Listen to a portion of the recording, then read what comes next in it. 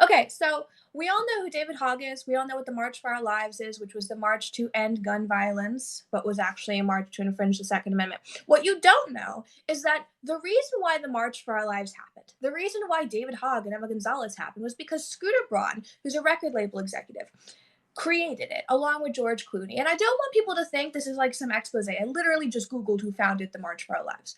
Scooter Braun got all of these kids on national media shows. He made sure David Hogg became a household name to end gun violence, but really to promote his own leftist agenda, which he's pretty upfront about. He's a pretty upfront progressive. He did this, and he got many of his people that he manages, like Demi Lovato and Ariana Grande, Vic Mensa, to perform at the March for Our Lives. So think about that. These people, I believe, altogether have 211.3 million Instagram followers, and they were all performing at the March for Our Lives, basically there because Scooter Braun said to do it. Now, whether you know this or not, Taylor Swift and Scooter Braun are currently in a feud because Taylor Swift accuses him of selling her music without giving her the opportunity to buy it back. Now, I know a lot of conservatives hate Taylor Swift. I get it. You don't like her politics. You're loyal to Kanye, whatever. But you have to understand that Scooter Braun is one of the most powerful people in liberal politics. He can get out the vote concerts with the biggest names in music for whatever candidate he wants, whether it was Hillary Clinton or whoever it will be in 2020. So the fact that Taylor Swift is taking on Scooter Braun and making him a household name in a negative way, specifically amongst young women, is a huge positive for the conservative movement and the Republican Party. Because one of the main things the left counts on is making sure that you have a way to get young people out to register to vote and to vote. And they do that mainly through music, not so much through acting people, but through music, because they know that that will get people out there. People want to see a concert.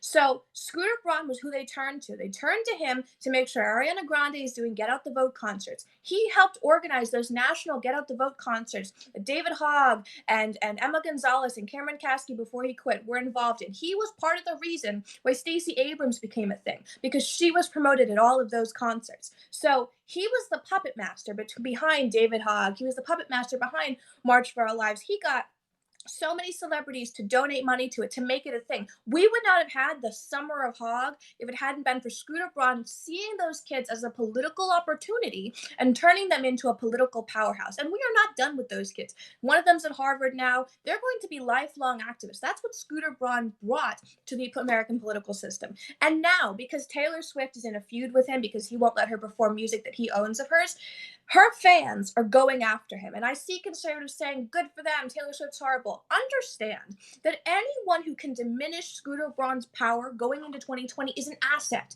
to the conservative world, because it will diminish his reach with young women specifically. So people like Ariana Grande or Demi Lovato, who claim to be for women all the time, may not be able to be so upfront and for women and work with Scooter Braun publicly because they have this conflict now. It is so important that Scooter Braun not be utilized by the DNC the way he was last time. Even though we lost, we did not lose a lot of the little things that he did, a lot of the little elections. It's so important that Scooter Braun not have the same amount of power he did in 2016 and after the Parkland shooting in 2020. It is of the utmost importance, because if we can diminish his power, we can diminish his ability to get young celebrities, particularly young female celebrities, out, to get young women like my age group out to vote. Scooter Braun was the puppet master behind David Hogg, and quite honestly, it was unnecessary that nobody knew about this, but nobody wanted to talk about it because it was easier just to blame it on Democrats.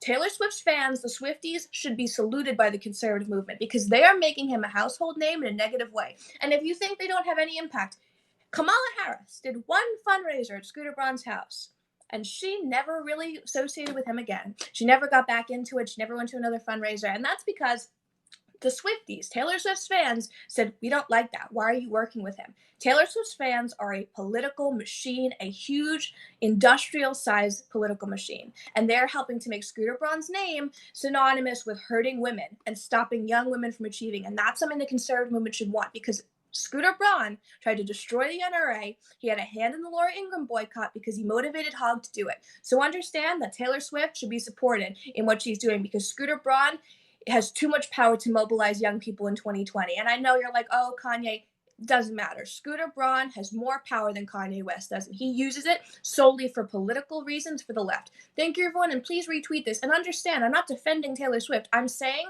that the enemy of my enemy is my friend in this case. Thank you, everyone, and please like and share this.